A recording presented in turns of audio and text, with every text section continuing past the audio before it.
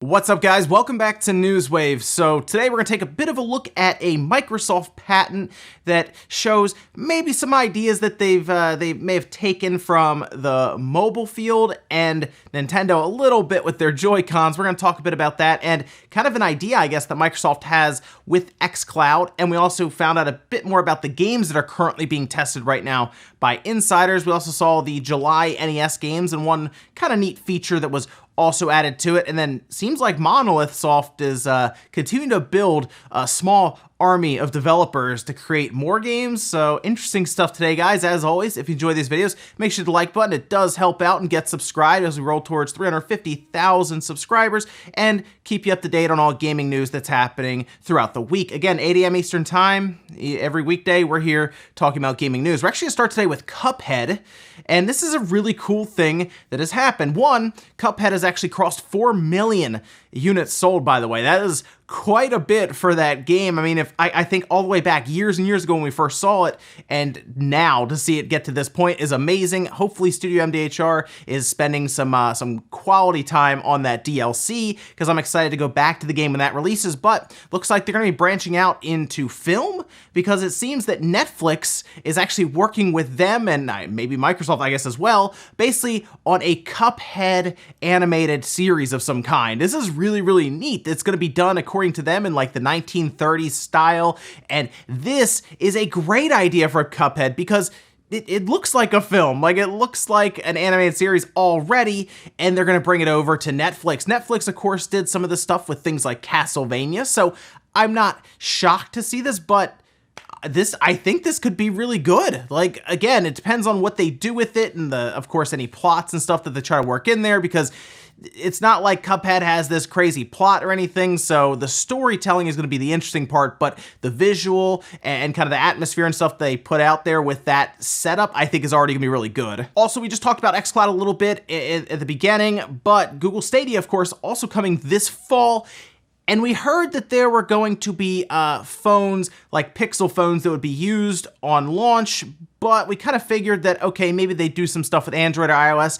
No, it appears that 4 phones will be used at launch, and they're all Pixel phones. There was actually a list put out, and it's the Pixel 3, the Pixel 3a, the 3a XL, and then just the 3 XL. Yeah, not a great selection of phones. Basically, if you have a newer Pixel, you're most likely able to play Stadia on it. However, if you have an Android or iOS device, you're not going to be doing that, and that is a weird misstep. I'm sure they want to try to keep everything maybe roped off a little bit. That's why the free service isn't launching alongside the pay service, because let's all be real here. Anyone who's paying the $129, like myself, to check it out, you're part of the beta, right? Like, we're part of the beta. That's the way it is. That's why only 4 phones are going to work here, because they don't want the floodgates to open with Android and iOS. But I have a feeling xCloud is going to show up and kind of do that, where Android at least will be working, and maybe iOS later on. But I think they're going to target Android first. However, if xCloud shows up and hits all phones, basically, Android, iOS, and everything, then Stadia, once again, is going to be behind xCloud. Also, Dr. Mario World is now out. It actually released yesterday, strangely, out of nowhere, because it was supposed to release on the 10th today, but it actually just launched. I saw it, I actually downloaded it, played a bit of it. It's kind of fun. It feels like Candy Crush Saga, to be honest, but it does have that Dr. Mario flair to it. I didn't get a chance to check out the cash shop or the microtransactions in full myself. I just played some of the levels that you go through, and it was neat. It's a fun little time waster, but I don't know if I'm going to spend a ton of time honestly playing it. I think I'm more interested in something like Mario Kart on the phone compared to this, but for people who want something you can pick up literally for 30 seconds, if you want to like get through a stage or a puzzle, it's not bad. Also, it's free, so hey, you can just try it out yourself and download it now on iOS or Android. And guys, some of the quick news out of the way, let's get into the bigger stuff. We're going to start right away with Microsoft's interesting patent, and this actually kind of gives us a little bit of a window into what they're planning for xCloud, because up until this point, all we've seen are phones attached to Xbox controllers through some kind of mechanism to hold it. You know, we've seen those controllers have like the clips on them that then hold your phone.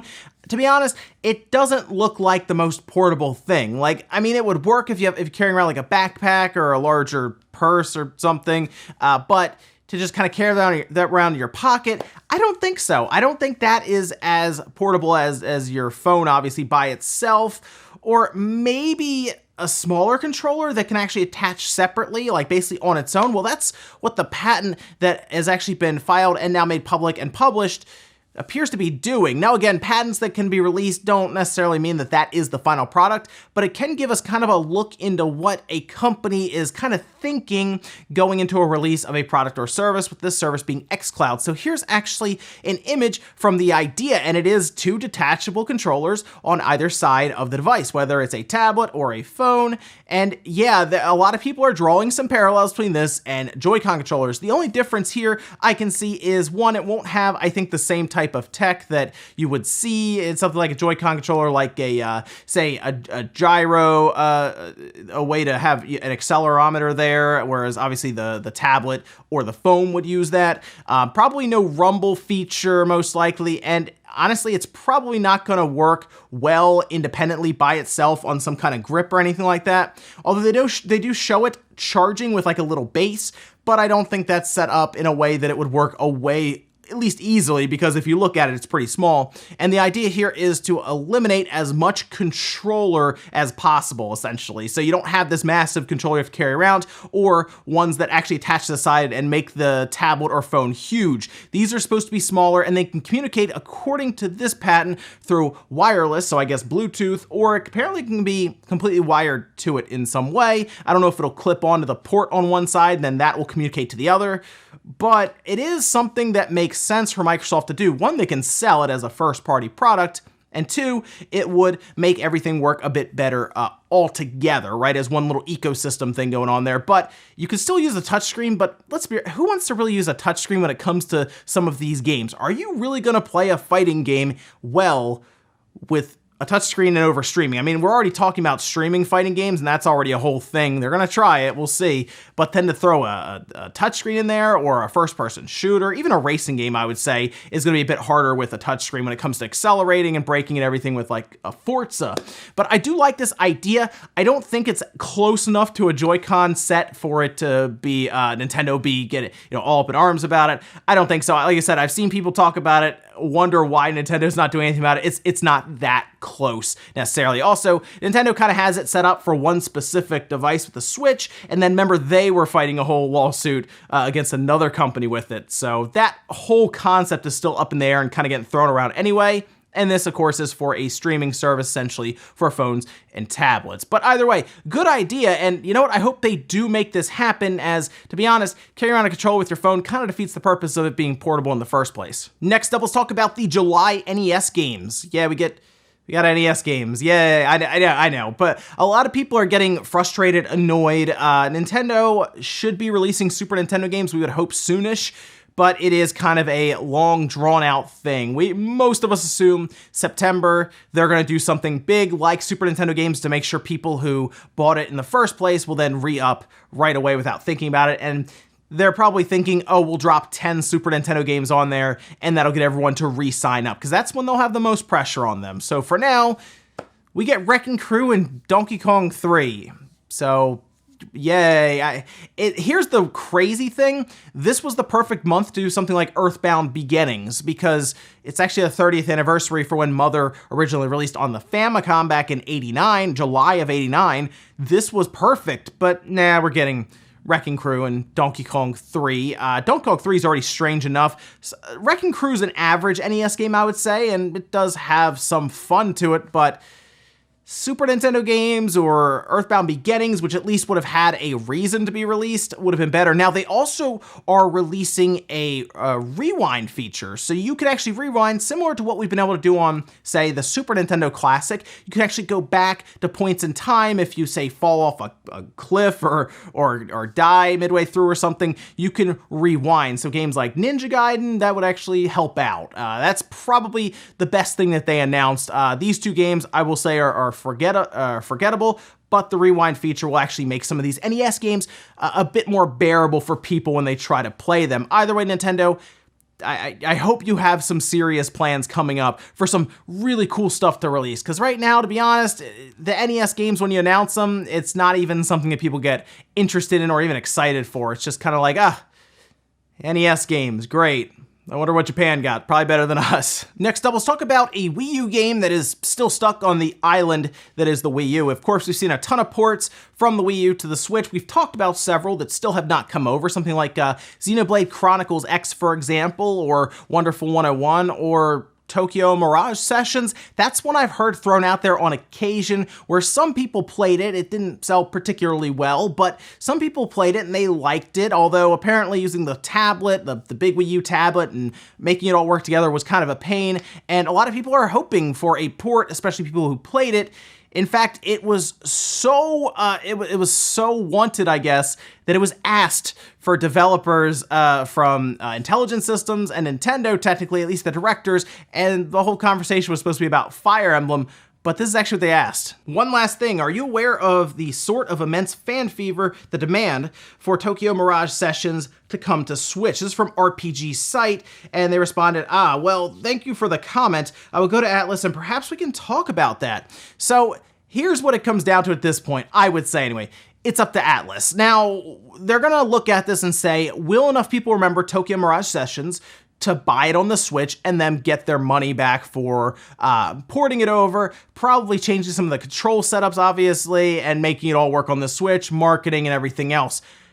I want to say it will, just because we've seen RPGs already, or just in general, work well, right? I mean, we've seen RPGs do well. We've seen games from like Atlas and Square and others at least get a lot of interest from the Switch. So I feel like it would do well, especially if you're someone who played on the Wii U, maybe you played it and you want to try it again with a new controller option.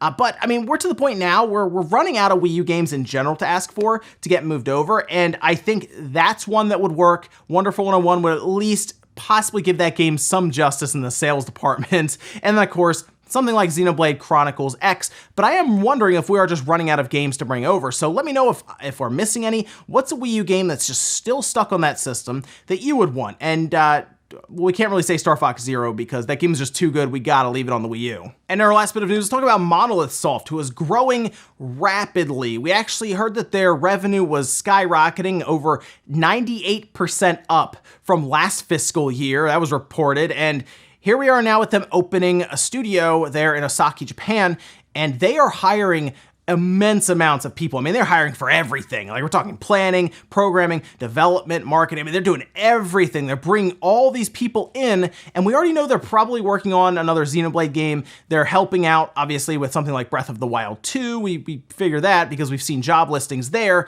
and now they're working on something else. This is insane. I think Monolith Soft has been just rapidly growing, and they're getting ready to release some pretty good games. I think there's some fun stuff being worked on in the background, which is really exciting because Monolith Soft has done some good stuff. I know Xenoblade Chronicles 2 caught some flack early on for its visuals and the resolution being lowered and everything, but that game was good. I do like that game. I think there's some spots they can improve it, but I would expect them to kind of take that criticism and some of that feedback into the next release. And yeah, maybe there's a Xenoblade Chronicles 3 coming up. Maybe they have a new IP scheduled. Maybe they're working specifically on Breath of the Wild 2 to help get that done for 2020. But one thing's for sure, they need more people. And generally, if you need more people, it's because you're developing either larger games or more games. So exciting stuff there, because if there's one studio right now, just overall, that I would be excited to see what they could do going forward, it's Monolith Soft. So I'm happy to hear that they are hiring more and more.